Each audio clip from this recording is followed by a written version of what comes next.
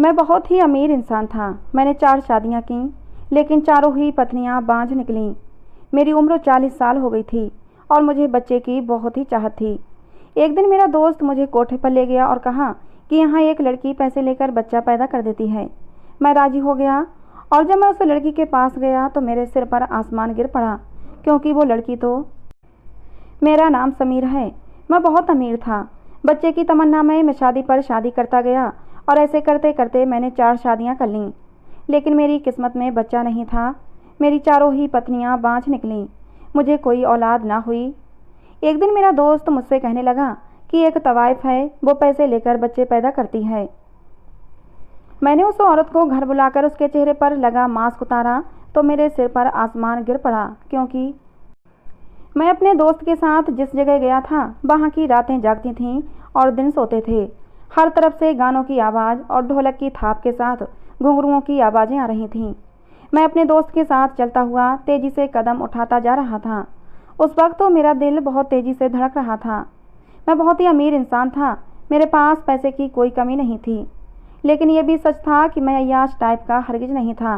बाजारी हुस्न से मुझे कोई मतलब नहीं था, बल्कि मैं तो गर्दन नीचे करके निकल जाता था। और अब भी जब मेरा दोस्त मुझे इन बदनाम गलियों में लेकर आया था तो मैं सर नीचे किए हुए चला जा रहा था कि कहीं कोई मुझे पहचान न ले, क्योंकि मेरा शुमार बड़े बड़े बिजनेसमैन में होता था। मैं अपनी इज्जत के लिए डर रहा था, पर ये मेरी मजबूरी थी जो कि मुझे यहाँ पर खींच लाई थी। काफ़ी पुरानी इमारतें थीं, छोटी छोटी गलियाँ थीं। हर 2 मंजिल इमारत से नाच गाने की आवाज़ें गूंज रही थीं। इमारतों के बाहर मुंह में पान दबाए उस कोठे की दलाल खड़ी थीं। ग्राहकों को अपने कोठे में जाने को कह रही थीं, साथ ही बेबाक शब्द भी बोल रही थीं। साहब, हमारे कोठे को इज्जत बख्श के तो देखें, आपकी तबीयत हरी हो जाएगी। इस तरीके की बातें सुनकर मैं शर्म से ज़मीन में गड़ा जा रहा था। मेरा चेहरा लाल हो गया था। मैंने कभी इस तरह की बातें नहीं सुनी थीं। लगता था जैसे कोई कारोबारी कपड़े का बाजार हो और दुकानदार अपनी चीज़ों की तारीफ करके उसे बेच रहा हो। क्या औरत इतनी सस्ती और मामूली सी चीज़ थी। खैर, मैं दिल ही दिल में दोस्त की बात मानकर बहुत पछता रहा था। मुझे यहाँ आना ही नहीं चाहिए था। यहाँ आकर मैंने बहुत बड़ी गलती कर दी थी। मेरा दिल चाह रहा था कि मैं यहाँ से वापस चला जाऊँ कि तभी एक कोठे के पास जाकर मेरे दोस्त राजेश के कदम रुक गए थे। इससे पहले कि मैं मना करता, राजेश ने मेरा हाथ पकड़ा और फिर उस कोठे की सीढ़ियाँ चढ़ने लगा। सीढ़ियाँ सीमेंट की बनी हुई थीं और सीढ़ियों की दीवारों पर पान के दाग लगे हुए थे। चारों तरफ अजीब सी गंदी बदबू फैली हुई थी। हम लोग ऊपर गए तो आंगन में सफ़ेद चांदनी बिछी हुई थी और शराब गुलाब के फूलों से मिलकर एक अजीब सी बू का एहसास हो रहा था। सामने सफ़ेद चांदनी पर लाल रंग के तकिए टिकाए एक मोटी सी औरत बैठी हुई थी और जिसके सामने एक खूबसूरत सी लड़की डांस कर रही थी। पाँव में घुंघरू पहने गीत और गानों के बोलों पर डांस कर रही थी। सामने कालीन पर हारमोनियम और ढोलक वाले बैठे हुए थे, जो अलग से ही अपना एक राग बजा रहे थे। सामने एक अधेड़ उम्र मोटी सी औरत मुंह में पान दबाए हुए उस लड़की के डांस को देखते हुए पाँव हिला रही थी। मुझे वहाँ का माहौल देखकर दहशत सी होने लगी थी। मैंने राजेश से कहा कि चलो यहाँ से, मुझे यहाँ कोई बात नहीं करनी। तो वो कहने लगा, अरे मर्द बनो, क्यों इतना डर रहे हो। मुझे उस तख्त पर बैठी औरत के पास ले गया। वो शायद राजेश को जानती थी। मुझे उसके साथ देकर सर से पाँव तक राजेश से आंखों के इशारे से पूछने लगी, ये कौन है। राजेश ने कहा कि ये मेरा दोस्त है, इसे सीमा से मिलना है, क्योंकि इसे एक बच्चे की चाहत है। उसने झट ही मेरे आने की असल वजह भी बता दी थी। उस औरत ने पहले गुलदान में पान की पीक मारी, फिर मुझे देखने लगी। बोली, बैठो मियाँ, यूँ खड़े खड़े तो बात नहीं होगी तुमसे। मैं वहाँ रुकना भी नहीं चाहता था, बस मेरी मजबूरी और बेबसी थी, मुझे यहाँ खींच लाई थी। मैं तख्त के एक कोने पर जाकर टिक गया। वो कहने लगी, देखो साहब, मैं पैसों में कमी नहीं करती। पूरे साल लड़की मेरे काम की नहीं रहती। तेरे बच्चे को अपने पेट में पालेगी तो कमा कर तो देगी नहीं, इसलिए 10 लाख लूँगी। आधी रकम पहले देने पड़ेगी। मेरा दिल अभी अंदर से बेचैन था। मैंने एक नज़र राजेश को देखा तो वो मुझे दिलासा देने लगा। मैंने कहा, मैं लड़की को यहाँ नहीं रखूँगा। तो वो कहने लगी कि 15 लाख दो तो अपनी लड़की को साथ ले जाओ। मैंने जेब से अपनी चेकबुक निकाली और 15 लाख का चेक उसे दे दिया। मेरे लिए पैसों की तो कोई समस्या ही नहीं थी। उस औरत की आंखें फटी की फटी रह गई थीं जब मैंने उसे 15 लाख का चेक दिया था। चेक को देखकर वो कुछ बोल ही नहीं पाई थी। फिर थोड़ी देर बाद मुझे देखकर मुस्कुराने लगी। फिर उसने एक लड़की को आवाज़ लगाई, अरे चमेली, कहाँ मर गई? उसकी एक पुकार पर ही वो लड़की उसके पास आ गई थी। वो सांवली सी लड़की थी, चेहरे के नए नए नक्श अच्छे थे। फिर उस औरत ने कहा, चमेली, ये सीमा का ग्राहक है, उससे कहो कि तैयारी कर ले। इससे पहले कि वो चमेली नाम की लड़की हुक्म को पूरा करती, मैंने उससे कहा कि मैं पहले लड़की को देखना चाहता हूँ। लड़की खूबसूरत होनी चाहिए, क्योंकि मुझे बच्चा खूबसूरत चाहिए। मेरी बात सुनकर वो औरत कह कहा लगाकर हंसने लगी। बोली, हाँ जाकर देख लो, होश ना उड़ जाए तो कहना। जा चमेली, साहब को सीमा का दीदार करवा दे। चमेली मुझसे कहने लगी, आइए साहब। मैं खड़ा हो गया और उस चमेली नाम की लड़की के साथ चलने लगा। वो लड़की मुझे कमरे के बाहर छोड़कर चली गई। पहली बार मेरा दिल बड़ी जोर जोर से धड़क रहा था। बच्चे के लालच ने मुझे कहाँ से कहाँ लाकर खड़ा कर दिया था। ऐसी हालत तो मेरी कभी अपनी पत्नियों के कमरे में जाते हुए नहीं होती थी। शायद बात जायज़ या नाजायज़ की थी। मेरी पत्नियों के साथ मेरा रिश्ता जायज़ है। फिर मैंने दिल को समझाया, ये लड़की भी मेरे लिए गैर नहीं रहेगी। ये लड़की अब तो मेरे बच्चे को अपनी कोख से जन्म देगी। लेकिन ये मेरी बेबसी थी कि मैं इस गलत राह को चुनने पर मजबूर था। जब मैंने कमरे पर दस्तक दी तो उसने कहा, कौन है, आ जाओ अंदर। मैंने दरवाज़ा खोला तो सामने एक लड़की आधा घूंघट निकाले सजी संवरी बैठी हुई थी। मैंने बड़ी मुश्किल से उसे बस एक नज़र देखा, फिर कमरे का दरवाज़ा बंद कर दिया और उसके पास आकर बैठ गया।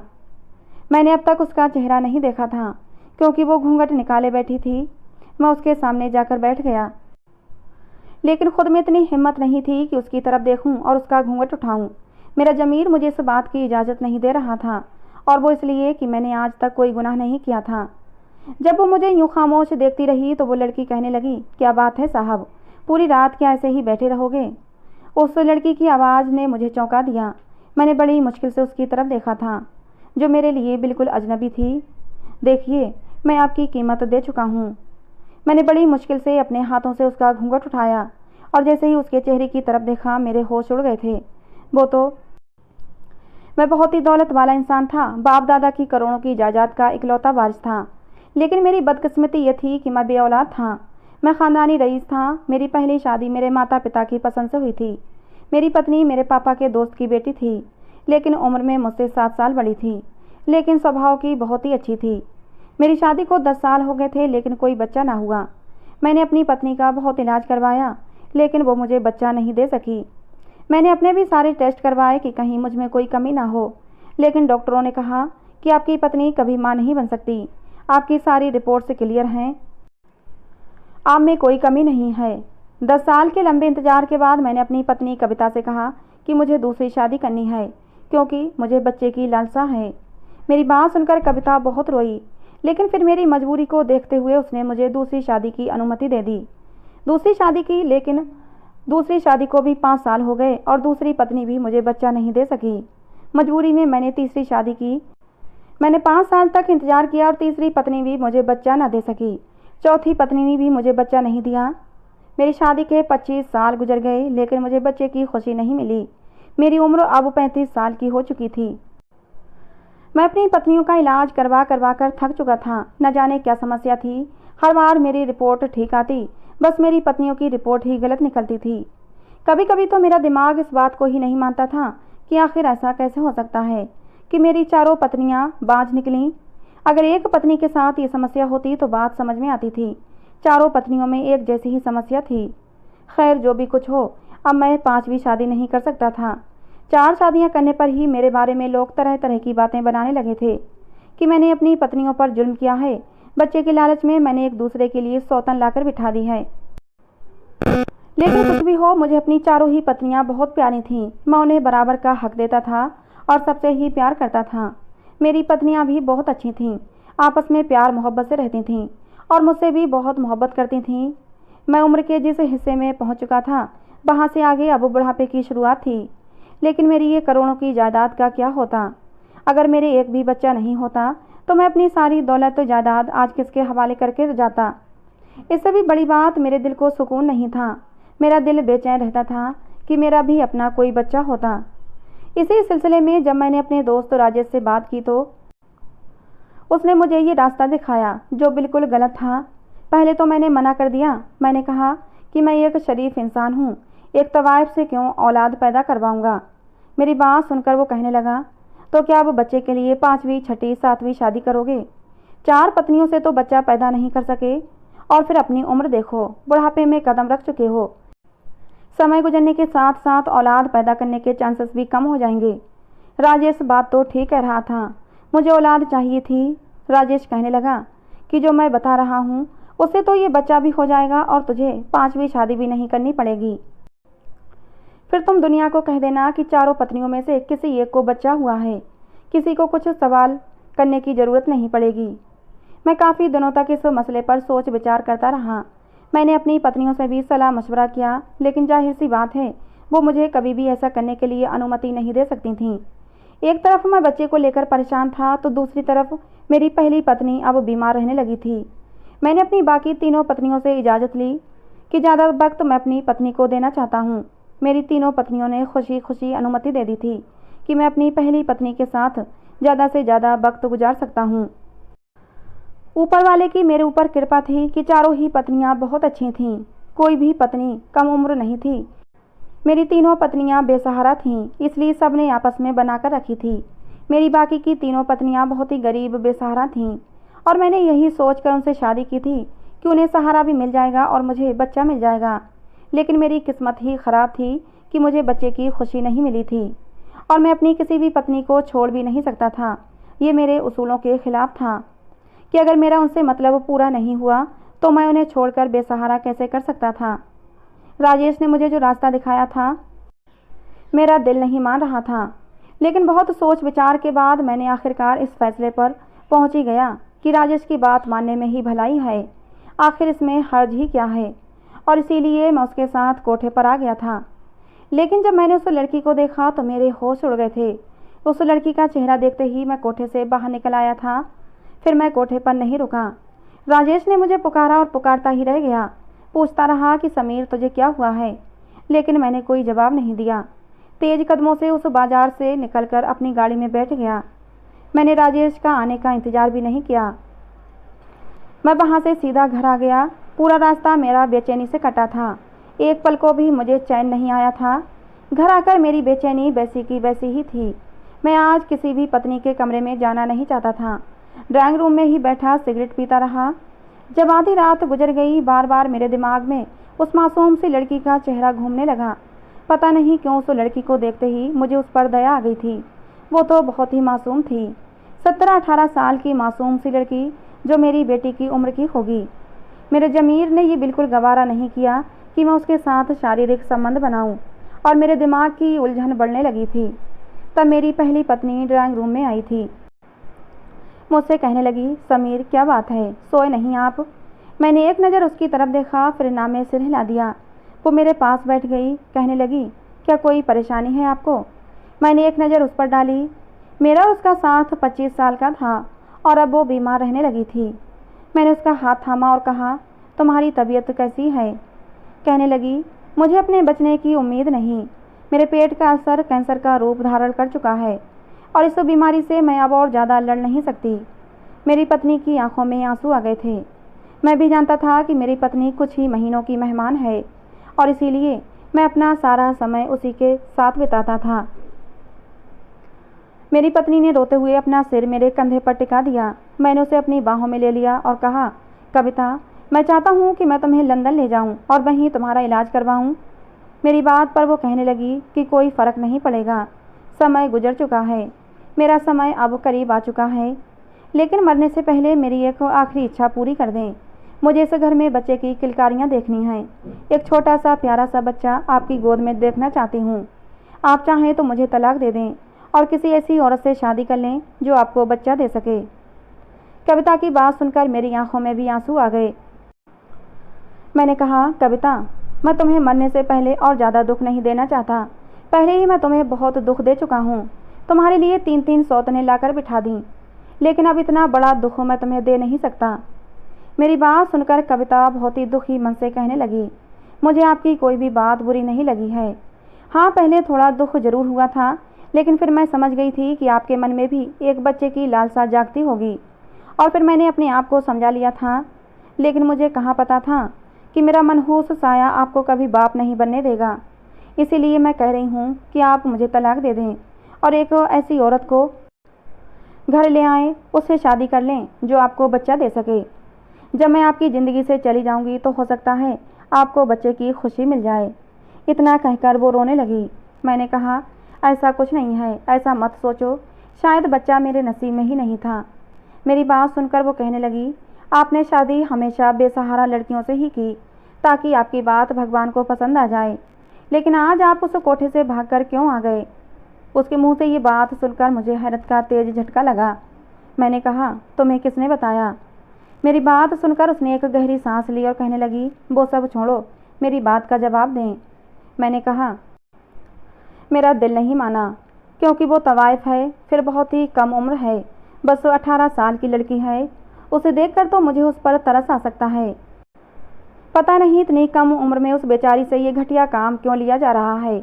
मैं इसीलिए वहाँ से वापस आ गया था। जिस लड़की के पास से मैं भागकर आया वो लड़की 18 साल से ज़्यादा की नहीं थी, बहुत ही सुंदर थी, लेकिन इतनी कम उम्र की थी। अगर मेरी शादी के बाद मेरी बेटी हो गई होती तो शायद उस लड़की से भी ज़्यादा प्यारी होती और उसी की उम्र की होती। मेरी पत्नी कहने लगी, समीर, तुम उस लड़की से शादी कर लो। मैं हैरान रह गया। मैंने कहा, कविता, तुम होश में तो हो? वो एक तवाइफ है और वो शादी कैसे कर सकती है? और फिर उसकी मालकिन मुझे ये अनुमति कैसे देगी? और फिर वो लड़की बहुत छोटी है, मुझे उसके पास जाते हुए भी शर्म आई थी।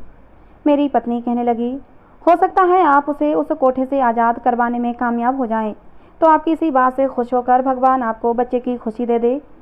अपनी पत्नी की बात सुनकर मैं चुप हो गया। कुछ दिन तक इसी बारे में सोचता रहा। अगर मैं उससे शादी कर लेता तो शायद सीमा को उस गंदगी से छुटकारा मिल जाता, वो उस दलदल से निकल सकती थी। ये ख्याल दिल में आते ही मैं उस कोठे पर दोबारा पहुंच गया। अब मेरी नीयत उस मासूम सी लड़की को उस गंदे माहौल से निकालने की थी। मैंने 1 करोड़ उस औरत के हाथ पर रख दिए। वो कभी मुझे तो कभी उस चेक की तरफ देख रही थी। कहने लगी, इतनी बड़ी रकम क्यों? मैंने कहा कि मुझे सीमा से शादी करनी है। इस सब के बाद उस लड़की का कोठे से कोई संबंध नहीं रह जाएगा। वो लालची औरत थी, फौरन मान गई। मैं सीमा को शादी करके घर ले आया। वो फटी फटी आंखों से मेरा महल जैसा घर देख रही थी। कहने लगी, साहब, आपका घर तो बहुत ही बड़ा है, आप तो बहुत ही अमीर हो। मुझे खरीदने के साथ साथ अपने घर में भी काफ़ी कीमती सामान सजा रखा है। मुझे उसका इस तरह बोलना अच्छा नहीं लगा। मैं उसका कोई ग्राहक नहीं था, बल्कि उसका पति था। मैंने अपनी एक पत्नी से कहा कि सीमा को मेरे कमरे में छोड़ आओ, और मैं वहीं लिविंग रूम में बैठकर सिगरेट पीने लगा। पता नहीं क्यों अंदर कमरे में जाने की मेरी हिम्मत नहीं हो रही थी। मेरी पहली 4 पत्नियां बहुत ही शरीफ औरतें थीं। उनकी ज़िंदगी में मैं पहला मर्द था, लेकिन सीमा की ज़िंदगी में मेरे अलावा भी न जाने कितने मर्द आए थे। हमदर्दी अपनी जगह, लेकिन उसे पत्नी बनाने के लिए मेरे अंदर जंग छिड़ी हुई थी।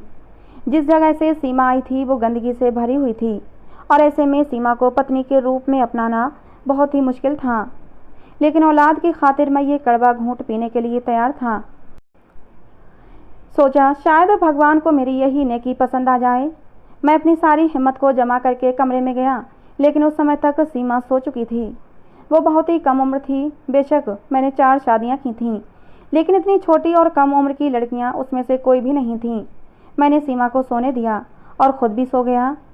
सुबह मेरी आँख खुली तो सीमा मुझे बड़ी हैरत से देख रही थी। रात से अब तक मैंने उसे छुआ भी नहीं था, शायद इसीलिए इतना हैरान हो रही थी। मैंने उठकर उससे कहा कि नाश्ता कर लो, रात भी तुमने कुछ नहीं खाया था। ये कहकर मैं कमरे से बाहर निकल गया। कुछ देर बाद सीमा भी बाहर आ गई थी। नाश्ते की टेबल पर मेरी सब पत्नियां मौजूद थीं। वहीं आकर सीमा भी बैठ गई।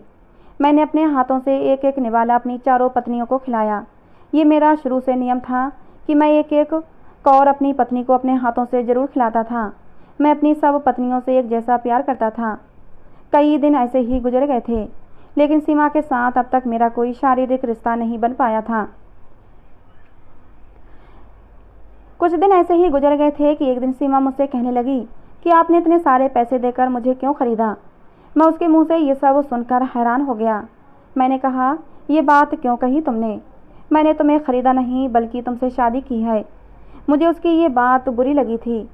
वो कहने लगी, मैं जानती हूँ कि आपने शादी से पहले 1 करोड़ की बड़ी रकम उस कोठे की मालकिन को दी है। मुझे तो लगा था कि आप एक रात भी सब्र नहीं करेंगे, मुझसे अपने पैसे वसूल करने की पूरी कोशिश करेंगे, लेकिन आप तो। मैं उसकी बात सुनकर हैरान हो गया। उसकी बात पर मुझे बहुत गुस्सा आने लगा। अगर वो और इससे आगे कुछ बोलती तो शायद मैं उसके मुंह पर थप्पड़ भी मार देता, लेकिन वो चुप हो गई थी। मैंने कहा, तुम मेरी पत्नी हो, समझी, कोई बाजारू औरत नहीं।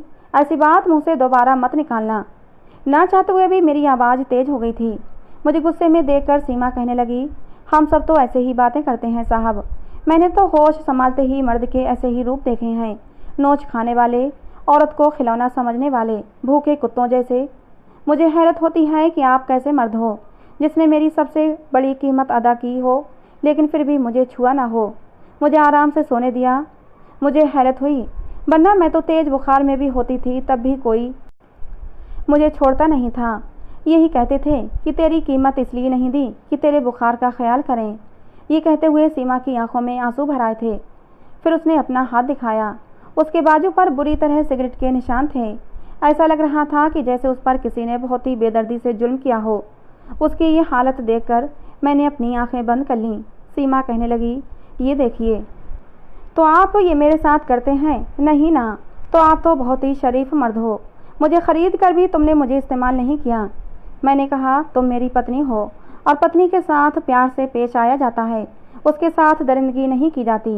ये कहते हुए मैंने सीमा को अपनी बाहों में भर लिया। मैं उसकी आंखों में आंसू नहीं देख सकता था। उस रात मैंने देखा कि सीमा के शरीर पर न जाने कितने और ऐसे ही घाव थे, और उन घावों को देखकर मेरा दिल भी जख्मी हो गया था।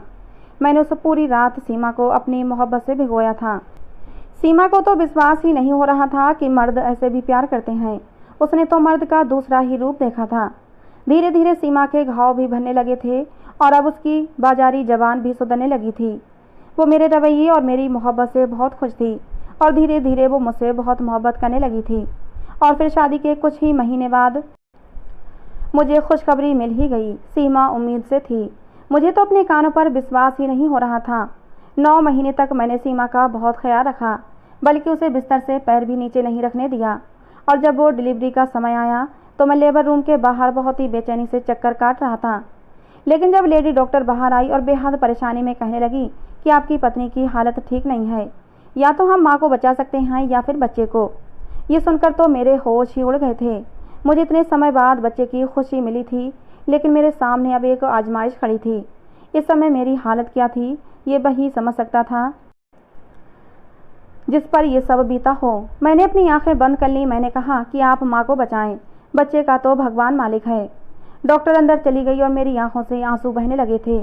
ये सच था कि मेरी पहले से 3 पत्नियां और भी थीं, लेकिन मैं अपने लालच के खातिर किसी की जान लेने का सोच भी नहीं सकता था। मेरा और सीमा का साथ 1 साल का था और इस 1 साल में मैं सीमा के बहुत करीब हो चुका था। आंसू मेरे बस में नहीं थे, वो मेरी आंखों से बहे जा रहे थे। कुछ ही देर बाद लेडी डॉक्टर बाहर आई। मैंने उससे पूछा, मेरी पत्नी कैसी है? तो वो कहने लगी कि माँ और बेटा दोनों ही खतरे से बाहर हैं। ये सुनकर मुझे हैरत का तेज झटका लगा था। मैं तो खुशी से पागल ही होने वाला था। जब नर्स ने मेरे हाथों में मेरे बेटे को डाल दिया था तो उसे सीने से लगाकर मैं फूट फूट कर रोने लगा था। अस्पताल के सारे लोग मेरे इर्द गिर्द जमा हो गए थे। उन्हें समझ नहीं आ रहा था कि मैं इतना क्यों रो रहा हूँ, लेकिन मैं क्यों रो रहा था ये मैं ही जानता था। मेरे भगवान ने मुझे मेरे सब्र का इतना अच्छा इनाम दिया था। आज मुझे भगवान के चमत्कार पर विश्वास हो गया था। ये मेरे लिए किसी चमत्कार से कम नहीं था। मैं सीमा और बच्चे को लेकर घर आ गया। मेरी पहली पत्नी कविता बच्चे को देखकर बहुत खुश हुई थी और फिर 8 दिन बाद ही वो इस दुनिया से चली गई। मुझे उसके जाने का बहुत दुख था, लेकिन होनी को कौन टाल सकता है। मेरी चारों पत्नियों की मेरे बेटे में जान बसती है। आज मेरे बेटे को एक नहीं 4-4 माँओं का प्यार मिल रहा है। अपने घर में ये खुशियाँ देखकर मैं बार बार भगवान को धन्यवाद करता हूँ। तो दोस्तों, आज की हमारी ये कहानी आपको कैसी लगी कमेंट बॉक्स में ज़रूर बताना। पसंद आई हो तो प्लीज़ लाइक करना। ऐसी और कहानियों के लिए हमारे चैनल को सब्सक्राइब करना। कहानी को अंत तक सुनने के लिए आप लोगों का बहुत बहुत धन्यवाद दोस्तों। मिलते हैं अगली किसी नई कहानी में।